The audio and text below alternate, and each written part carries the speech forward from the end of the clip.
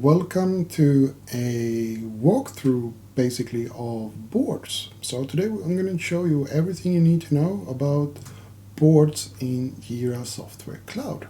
So let's start with the basics, and that is, what is a board? Because a lot of people are often confusing a board with a Jira project, because when you create a Jira project you get by default a board. But a Jira project and a Jira board are not the same. So a Jira project is basically a configuration template that tells in your Jira projects what kind of fields, what kind of issues, what workflows and so on you will have for content created within that context. A board, on the other hand, is a visualization of a filter, which means that you can have items from just one project, or you can have from multiple projects. And in your board you configure three items. You configure the roadmaps if you have that activated, you configure your backlog if you have that activated, and you configure your active sprints if you have that. And there are two types of boards that you can create, and they are the Kanban board that you use when you don't really have time periods, but you have more of a continuous delivery where you actually build things as fast as possible. And then you have the Scrum board that is designed for when you have time periods. And it doesn't really have to be sprints. You can use that one for pretty much anything where you have time-based activities, where you actually have releases on a specific cadence or time periods. So let me jump into Jira and show you what it looks like when you create a Jira project without a board. So this is my demo board, and in this one you can see that we only have up here, we only have board and we have report. So as you can see, we don't have a board set up yet. So if you don't have a board, you will automatically go into issues, because that is the default setting for a new project without a board. But let's create a board so you can see what happens once you create a board and how it looks like when you create a board. So I go to board, I click the drop list, and I click down here on create board. And I now get to get the option now to select between a Scrum board and a Kanban. So for the purpose of this tutorial, I'm going to show you what a Scrum board looks like. So let's create a Scrum board. And now I get to choose between three options. I can now create a board with a new software project, which means that I will actually create a new Jira project and connect this board to it. I can connect the board to an existing project, which is what we want to do in this case. So we're going to select that one. And what we do then is we will create a board that will be attached to this project. And the third option you can do is if you want to create a board from an existing saved filter. So if you have already saved a filter where you have sorted out all the content that you want in one or multiple Jira projects, then you can use that also as the basis. But for now, let's create it from an existing project and click Next. So first we need to set this to a name, and it's the demo project, so I just call this the demo board. And then I select what project do I want to use, and in this case I want to use the demo project.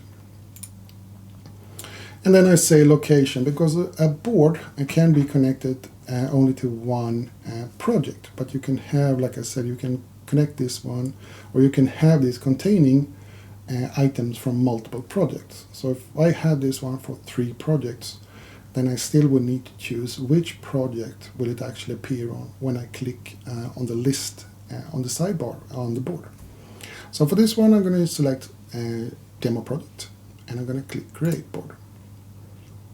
And what you see now is that you will have the 3 new items. You will have roadmap, you will have backlog, and active sprints. These are the 3 items that we now can configure. And what are these things? So roadmap is an overview that is based on your epics, where you have epics as the top level, and then it will show you what stories you have beneath. The backlog, and this one looks different if you have the Kanban board, then it will just be one long list. In this case, I can now create iterations like demo sprints. Or rather, I can now create sprints or iterations that I can use to plan different activities. So in my case, I already had a sprint. On the side, we have our versions, and we also have our epics, so we can actually drag and drop between these.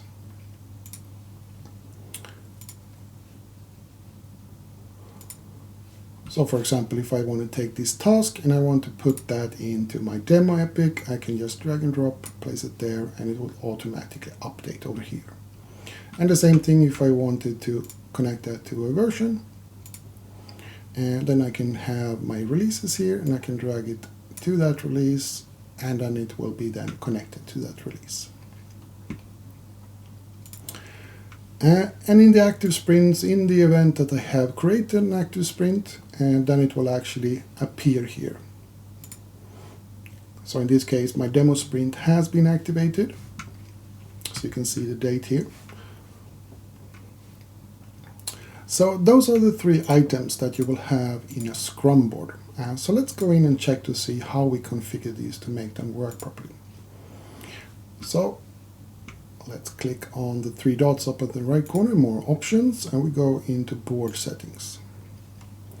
So the first area we're going to enter is the general. This is where we do the general configuration. We have the name of the board, which is what will appear up here. We can name who's owning these boards. So the administration. And if I click here, I can add more, or I can remove the current ones. You also have a location. What project have we connected this one to? And you can change that as well. And by default, when you create a board, you need to have a filter, and it will create a dummy filter for you. So you can see here, it's the filter for demo board 2. And you can see what filter shares also. So when you create a filter, you have to select who can see it. And then down here, you can see the actual query. So if we go down to edit filter query, if we want to change this, we can go to edit filter query.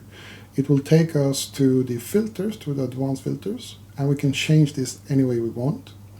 And then we can save this, and then it will update our board as well.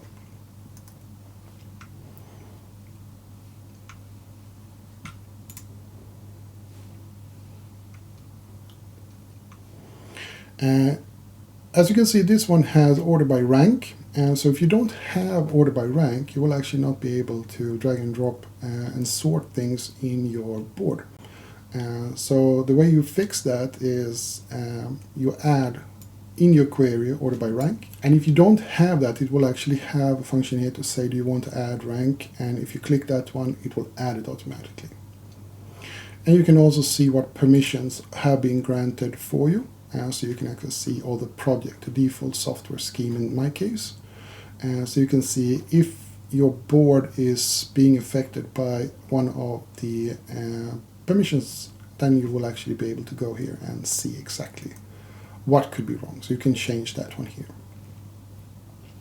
So that's the general, where you can actually configure what information you will see in your board.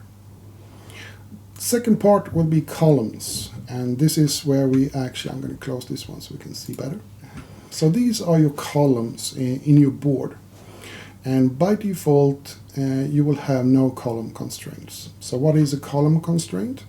Well, it is basically a way to show if you're overcommitting yourself. If you are working in Kanban, for example, it's very common that you have people that are working on a lot of tasks at the same time. So what you want to do is you want to set an issue count. How many things can you have in progress at the same time? So you can set this to issue count, and then you will have, for example, I can set this to, you can maximum have 1 item for every person in my team, or I can set this to whatever number I want. And if I exceed that one, if I set this to 1, for example, and I go to my board, and we go to the back to our active sprints. So now if I drag something in here, you will see that it will turn red, and it will alert me to say that now you are overcommitting, now you're past that limit. And if I drag something away, it will go back. So it's a visual way to show if you are working on too many things at the same time. That column restraint can come in two parts. So one is issue count, then it will count every item, or you can have issue count without subtasks. So you will have your stores and your tasks will be counted, but not your subtask below them. So you can select which one of these that makes most sense. In your columns, you can also change these columns as you want. So you can add, for example, a column, and you can name it anything you want. Apple, for example. Or let's add one I call blocked. So it's actually useful. And we can now say what type is this one. So we have our three status categories. So we have in progress, to do, or done. Blocked would be a to do. So we can add that one. And now you can see I have a new column called blocked. And the reason why we also got a new status here is because I'm using the simplified workflow. And that is because I haven't configured a specific workflow for this one, and this is what you will have as a default if you haven't committed or you haven't configured a specific workflow for it. Now my column here, I don't want to have it here, so I can drag it wherever I want. So as you can see, the columns themselves, you can drag and drop, and you can delete them as you see fit. You also see these small boxes here.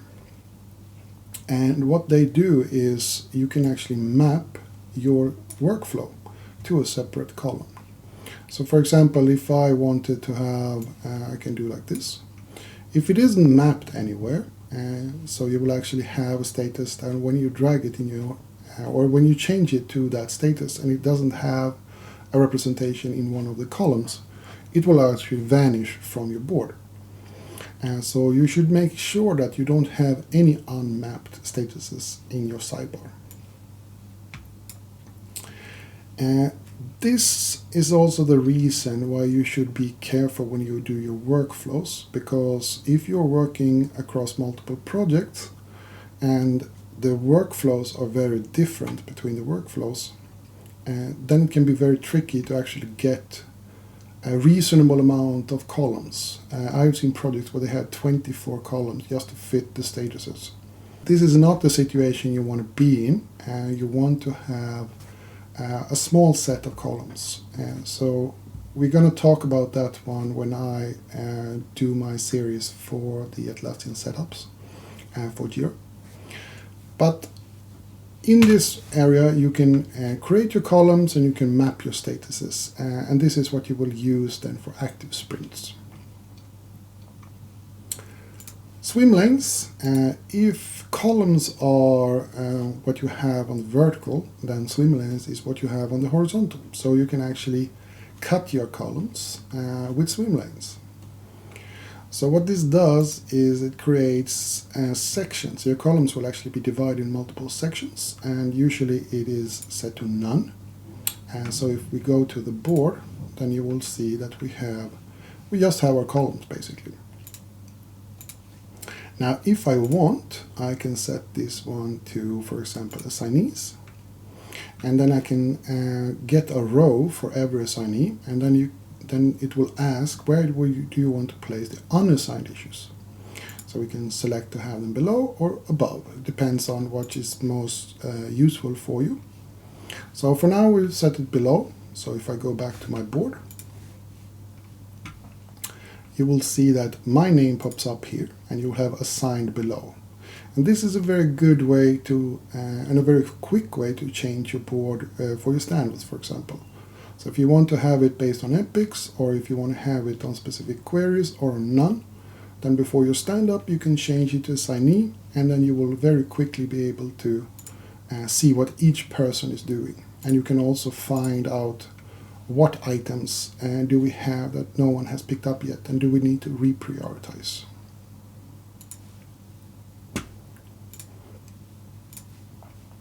So those are swim lanes. Quick filters are a way to create small links at the top of your board and your backlog, and that can quickly filter the content of your view. So you by default you have these two, recently updated, which will show you anything that has been updated in the last day. And you also have only my issues, so I can filter out to just see what I'm assigned to. So if we go back to our board, you can also actually see these up here. So if I click on this one, recently updated, you can see that these are the two items that was recently updated. And you can see only my issues. And you also see that you get a clear all, so these are also additive. So if I click only my issues and recently updated, it will only show items that fit both those.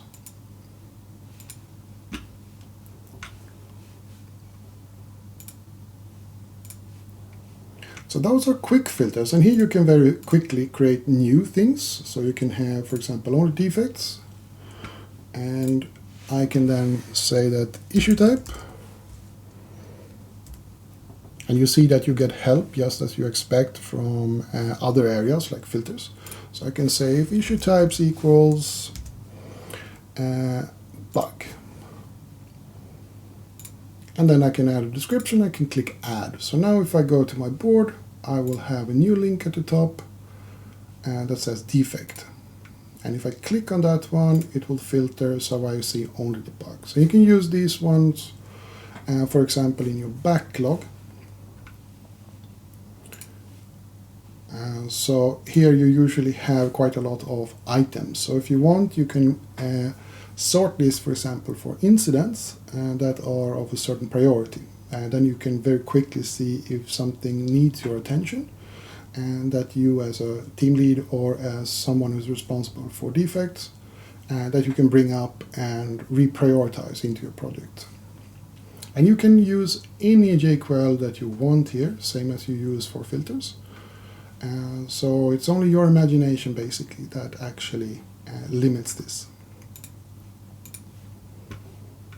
Code colors. This is a way to visualize certain things. So for example, you can have based on issue types. So if I, for example, want to make sure that bugs are clearly visible, I can change the color to basically anything I want. So in this case, I'm going to make it red, super red. And maybe I want tasks to be more gray.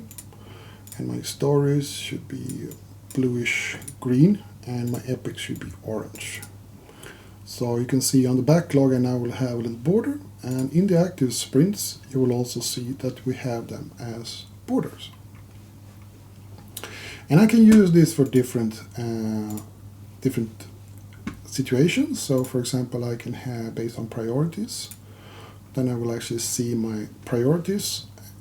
I can have it for assignees if I want to make sure that everyone who is involved in the project have clearly visibility of what their actions or what their assignments are, then they can have that. And you can also base it on different types of queries that you want. So for example, you want all incidents of priority 1 should be have a red border, and you want every prioritized story about that is high, for example, then you can have a border on that one as well. So that is card colors. Let's change that back to none. Then on card layout, what this one does is that you can add more data to your backlog or to your active sprint cards. So on the top one you have for the backlog, so we can add, for example, we can add, I don't know, anything. We can have due date. Maybe due date is a good value to have. So once I add that, if I now go to my board, then we will see that in the backlog it will now print out below. So you will actually extend the height of this one with information that you want. And the same thing if you do it on active sprint, and then we can actually have, let's take a thing we already have, labels, for example. Let's add labels and see if we have any with labels. And before I move over to show you that what that looks like, you have something called days in column. What that one will do is it will print out small dots at the bottom of your cards that will show you if it has been in that status for a very long time. Anyone who works with Kanban, this one is really good because it will actually tell you something is taking a lot longer than you expect, and it will visualize that in a pretty good way. So if we activate that one and we go back to our board again and we go to our active sprint, now you will see that we have no labels for anything. Let's add a label. So let's just go in and add a label.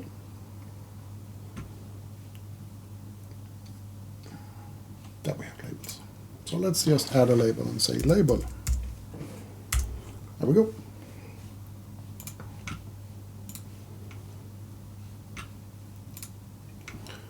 And now we should see label printed out.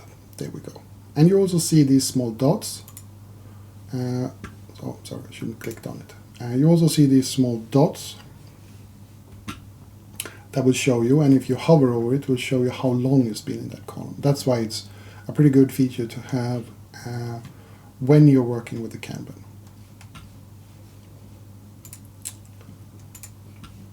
Next is estimation, and depending on what kind of setup you have, you should have it either set to story points if you like to work with arbitrary numbers, or you select original time estimate if you work properly with time, or you can have task progress, which basically doesn't do anything, and the same thing with issue count. So I would always choose original time estimate because I work in a reality where time actually matters, and when I do that, I want to also activate remaining time and time spent. And what that does is you actually get 3 values instead of 1.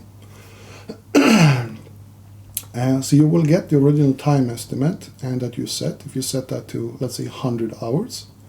And when you work on it, when you actually log time, that will go into the field called time spent. And then it will calculate, or you will actually manually set remaining estimate. So what that does is that it will allow you to set an original estimate, and you can change that. And so if you have miscalculated, which we all do, then you can change the remaining estimate, and then you will actually log time as usual. So this is what I suggest that you put up, what you configure. But if you prefer, you can have story points. I know a lot of people like to work with that one. So this will in turn also affect many of the calculations that you have in reports. So for me, original estimate, remaining time and estimate is the perfect setup. Working days is the next one. So we can now set a region. For me, it's Europe. And I'm at, let's see, do we have, there we go, Stockholm. That's where I am. And so that is the time zone. It will actually show you then the times in the system based on your setup. And then you will also have standard working days. It is by default Monday to Friday, but not everyone works that way. So if you are, for example, working Saturdays but not Mondays, then you can set that one up. If you want, you can also set non-working days. So that's it for working days. Issue detail view. And let me collapse this one again because you have a little bit more information here. So no longer being used actually. So if you want to configure what information you have on your issues, you will actually go to the board. And you will go into one of your issues.